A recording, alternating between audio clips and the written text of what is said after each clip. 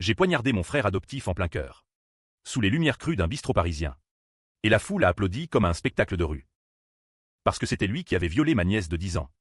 Et que j'avais porté le poids de son silence pendant 15 ans. En le couvrant de mensonges pour sauver la famille. Mais en France, la vengeance n'est pas un droit. C'est un poison qui ronge l'âme. Et le mien goûte encore de son sang tiède sur le pavé mouillé de la Seine. Paris. Cette ville qui suinte la trahison comme un vieux fromage trop fait. M'a vu naître dans les ruelles étroites du Marais. Où les secrets se chuchotent derrière les volets clos. J'étais Claire Duval. Fille d'un boulanger et d'une couturière. Élevée dans l'odeur du pain chaud et des tissus usés. Mon frère adoptif, Étienne, était arrivé à 8 ans. Orphelin d'un accident de train en Bretagne. Avec ses yeux vert perçants et son sourire qui désarmait les cœurs les plus endurcis. Nous partagions tout, les rires volés dans les parcs de Belleville. Les premières amours avortées sous les néons de Pigalle. Les rêves de grandeur qui nous faisaient jurer de conquérir le monde. Mais la nuit où tout a basculé. J'avais 16 ans. Et Étienne en avait 20. Ma nièce. Petite Élise. Fille de ma sœur aînée partie trop tôt. Dormait chez nous pendant que je veillais tard sur mes études de droit à la Sorbonne. J'ai entendu les murmures. Puis les sanglots étouffés dans la chambre d'amis. Quand j'ai poussé la porte. Étienne était penché sur elle. Son ombre monstrueuse projetée par la lune filtrant à travers les rideaux de dentelle. Élise. Minuscule et brisée. N'a rien dit. Elle n'a jamais rien dit. Pas à la police. Pas au prêtre. Pas même à moi quand je l'ai serrée dans mes bras. Sentant son petit corps trembler comme une feuille d'automne. J'ai choisi le silence. Parce qu'Étienne était notre frère. Le sauveur de la famille ruinée par la mort de nos parents. Parce qu'en France, on protège les siens. Même quand ils sont des loups en peau d'agneau. J'ai fabriqué l'alibi, une nuit d'études à la bibliothèque François Mitterrand. Des faux témoignages de camarades soudoyés par des billets de banque empruntés à un oncle avare. La police. Ces bureaucrates engoncés dans leurs uniformes. A haussé les épaules. Pas de preuves. Pas de crime. Élise a grandi dans l'ombre. Muette comme une pierre tombale. Et j'ai porté le fardeau, des nuits blanches à la repasser ses vêtements tachés de larmes invisibles. Des jours à le regarder sourire en public. Ce salaud. Pendant que je bouillonnais intérieurement. Les années ont passé comme un vintègre qui tourne. J'ai gravi les échelons du barreau. Spécialisé en droit pénal. Défendant des innocents piégés par le système que je connaissais trop bien. Étienne. Lui. A fait fortune dans l'immobilier. Achetant des apparts haussmanniens pour les louer à des touristes éblouis par les haussmanniens.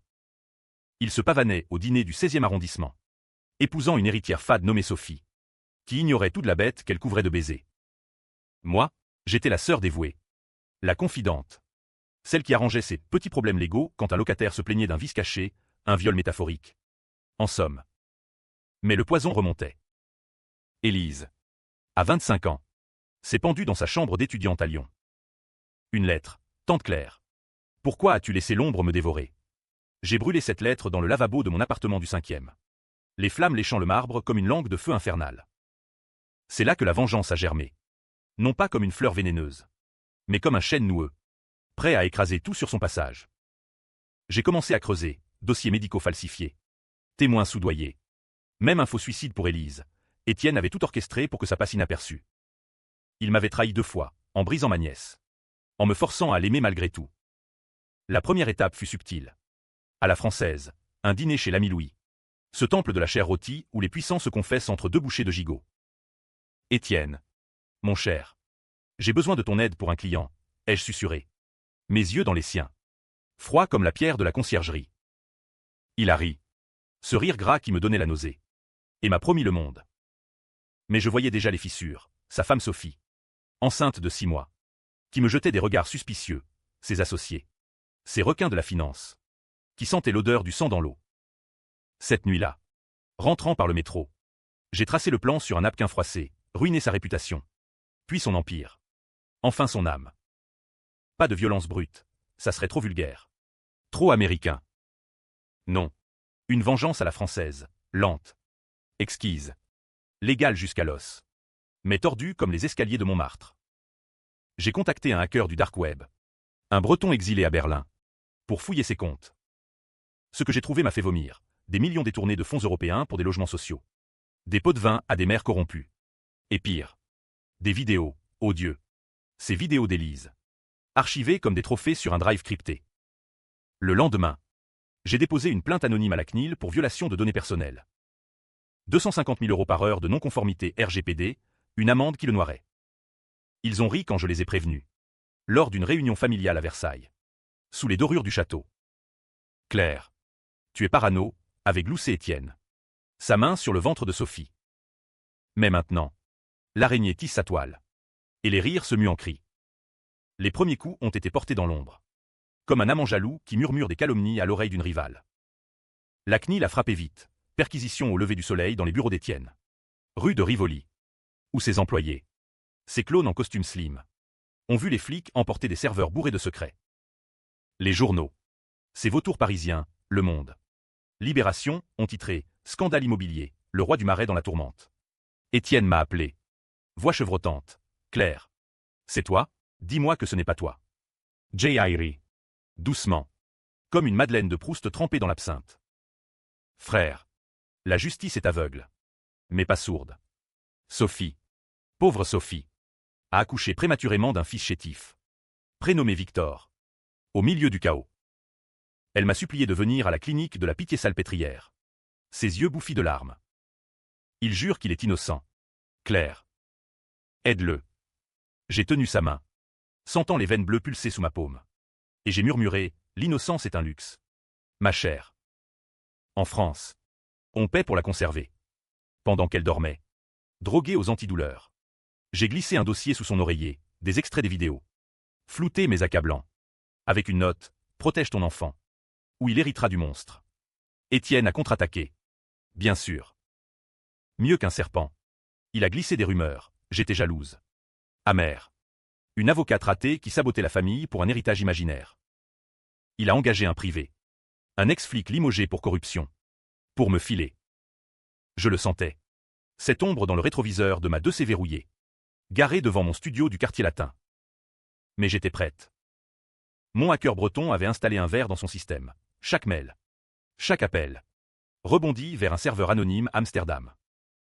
J'ai appris ses lancements. Un pot de vin de 500 000 € à un adjoint au maire du 7e pour un permis de construire illégal sur un site classé. Le twist est venu d'un allié inattendu, mon ex-amant. Laurent. Juge d'instruction au palais de justice. Nous nous étions quittés en mauvais termes. Il m'avait reproché mon cynisme français. Mais le vin et les souvenirs de nuits folles l'ont ramolli. Claire. C'est dangereux. Si tu tombes seul.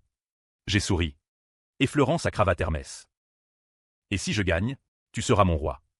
Il a rouvert l'enquête sur la mort d'Élise. Classé suicide. En exhumant le corps pour une autopsie. Les résultats, traces de sédatifs forcés. Compatibles avec un homicide maquillé. Étienne a blêmi quand les flics l'ont convoqué. Il m'a accusé en direct. Hurlant dans le salon de sa maison de Neuilly. C'est toi qui as tout manigancé depuis le début. Tu l'as couverte pour moi. Et maintenant tu me trahis. La fracture familiale a éclaté comme un vase de sèvres brisé. Ma tante. Veuve bigote. Ma maudite depuis son HLM de la banlieue rouge. Tu es le diable en jupe. Claire. Sophie a divorcé en urgence. Emportant Victor loin. Vers la côte d'Azur. Laissant Étienne saigner à blanc. Mais il n'était pas fini. Loin de là. Il a lutté. Comme un taureau dans l'arène de la Svanta, non. Pardon. Comme un torero parisien dans un combat de coqs illégal. Il a falsifié des documents. Accusant un rival chinois d'espionnage industriel. La presse a mordu, complot sino-français dans l'immobilier. J'ai dû accélérer, une fuite anonyme à Mediapart. Avec preuves irréfutables des vidéos. Le web a explosé. Hashtag MeToo Immobilier trending jusqu'à Bruxelles. Pourtant. La nuit.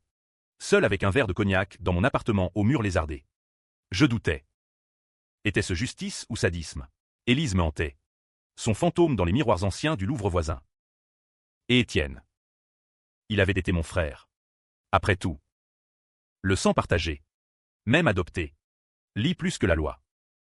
Mais la vengeance. En France. Est une maîtresse jalouse, elle ne tolère pas la pitié. Le tribunal de grande instance de Paris. Ce monstre de béton et de verre au cœur du 17e. Est devenu notre arène. Étienne. En costume sur mesure. Jouait l'innocent, cheveux gominés. Voix modulée comme un acteur de la comédie française. Votre honneur. Ma sœur est une menteuse pathologique. Forgée dans le trauma familial. Le juge. Une femme aux lunettes sévères nommée Martine Leclerc. Haussait un sourcil. Moi. En tailleur noir austère. J'ai contredit chaque mensonge. Citant des articles du code pénal comme des psaumes bibliques. L'audience a duré des semaines. Un cirque médiatique où les caméras de BFM flashaient comme des éclairs d'orage. Mais Étienne louvoyait. Maître de la volte-face. Il a produit un faux témoignage, un témoin oculaire, jurant que j'avais agressé Élise moi-même. Par jalousie maternelle refoulée. La salle a murmuré. Des journalistes notant frénétiquement. Était-ce vrai? Avais-je, dans un blackout d'alcool, frappé la petite pour la protéger d'un scandale? Non. Mais le doute s'insinuait. Poison lent. Laurent, mon juge amant, m'avertit en secret, il te tend un piège. Il a des preuves fabriquées contre toi pour meurtre au second degré. J'ai ri jaune. Mais mon cœur battait la chamade. La contre-attaque fut osée. Controversée, j'ai leaké les vidéos complètes sur un forum dark. Masqué derrière un VPN suisse. Pas pour le public. Oh non. Trop vulgaire. Mais pour cibler ses investisseurs. Des fonds saoudiens. Ces princes du désert infiltrant Paris. Ont retiré 20 millions en une nuit. Étienne s'est effondré en audience.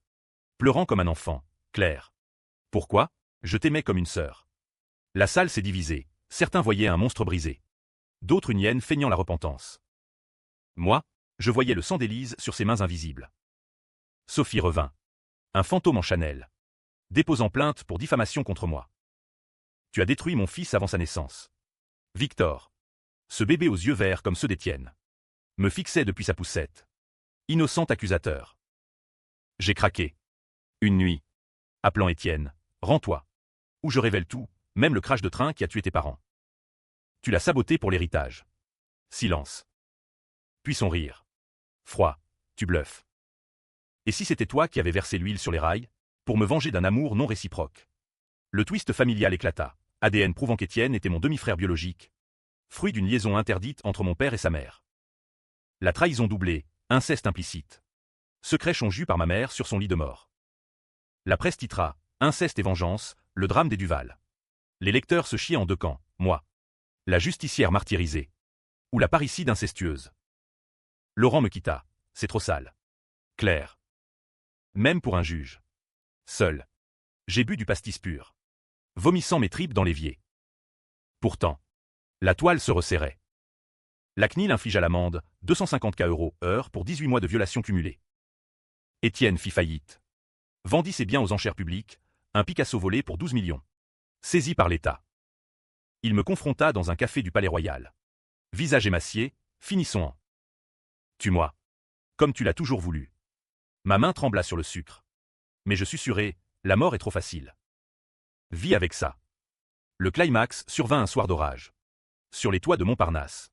Où le vent hurlait comme les banchées bretonnes. Étienne m'avait attiré là. Prétextant une réconciliation. Un pacte de sang, pour enterrer nos démons. Paris en bas scintillait. Indifférente. Ses lumières comme des yeux moqueurs. Il arriva. Manteau dégoulinant. Un pistolet à la main, un Beretta volé à un flic véreux. Finissons le duel. Claire. Pour Élise. Pour nous. Ses yeux. Faux. Reflétaient les éclairs. J'avais anticipé, mon hacker avait tracé son signal GPS. Et Laurent, malgré tout, avait posté des agents en civil. Mais je refusais l'intervention. C'était personnel. Une danse macabre à la française. Tu m'as volé ma nièce. Mon innocence. Ma famille, craché je. Le vent fouettant mes cheveux. Il ricana. Et toi, tu m'as condamné sans procès. En jouant la sainte nitouche. Regarde-toi, une avocate qui truque la loi. Une sœur qui inceste dans l'ombre. Le mot claqua comme un fouet. Et je bondis. Griffe sortit. Le plaquant contre le parapet. La lutte fut brutale. Corps contre corps. Sueur et pluie mêlée. Il me frappa. Coup de poing dans les côtes. Craquement d'os. Je ripostai. Ongle dans l'œil. Sang giclant. El pistolet tomba. Glissa vers le vide. Prends-le. Tue-moi. Hurla-t-il. Les lecteurs de cette histoire, si elle sort un jour, se diviseront. Aurais-je dû tirer? Libérant nos âmes, ou le laisser vivre? Damnation éternelle? J'hésitais. Le canon contre sa tempe. Sentant son poids affolé. Pour Élise, murmurai-je. Mais au lieu de presser, je lâchai, non. Tu vivras avec elle en toi. Les flics surgirent. Menottes cliquetantes. Étienne fut arrêté pour tentative de meurtre, sur moi. Ironie exquise. La presse explosa, vengeance Duval. Débats enflammés sur CNews. Ou des intellectuels comme Onfray disséquaient, justice privée ou barbarie moderne. Sophie garda la garde de Victor, me bannissant à jamais. Ma tante me légua sa croix en or, pour ton salut. Si tu en as un. Mais le doute rongeait, et si Étienne avait raison, les flashbacks me hantaient, une nuit d'enfance où j'avais surpris mon père avec sa mère. Et choisi le silence, semant la graine du mal. Étais-je complice dès le berceau? Le procès final fut un théâtre absurde. Au tribunal de Nanterre, où les banlieusards murmuraient des prières musulmanes en attendant leur tour. Étienne, enchaîné, plaida coupable pour les viols et les fraudes. Mais accusa le système, ma sœur m'a poussé au bord. Le juge Leclerc, impassible, le condamna à 20 ans à Fleury-Mérogis, cette prison infernale où les rats mangent les âmes. Moi, absoute, mais brisé, je quittai le barreau, vendant mon cabinet pour une retraite forcée en Normandie, chez une cousine oubliée. Le twist final vint par courrier. Posté de l'intérieur, une lettre d'Étienne. Claire, tu as gagné. Mais sais-tu, Élise n'était pas ta nièce. C'était notre fille à tous les deux, fruit d'une nuit d'inceste adolescente que tu as niée. J'ai gardé le secret pour te protéger. Maintenant, vis avec ça. Le papier trembla dans mes mains, ADN confirmatoire joint. Irréfutable. J'avais vengé ma propre chair. En tuant le père? Non. En le damnant. Les débats s'enflammeraient, héroïne tragique ou monstre matricide. Je brûlais la lettre sur la plage de Deauville. Vague léchant les cendres. Victor, maintenant adolescent, me contacta un jour, tante Claire. Papa dit que tu es une légende. Viens-tu me voir? J'hésitais. Puis oui. La vengeance. En France. Finit toujours en boucle, amère. Mais éternelle. Peut-être y a-t-il de la rédemption dans le sel des larmes. Ou peut-être pas. Le vent emporta les cendres. Et je souris. Enfin libre.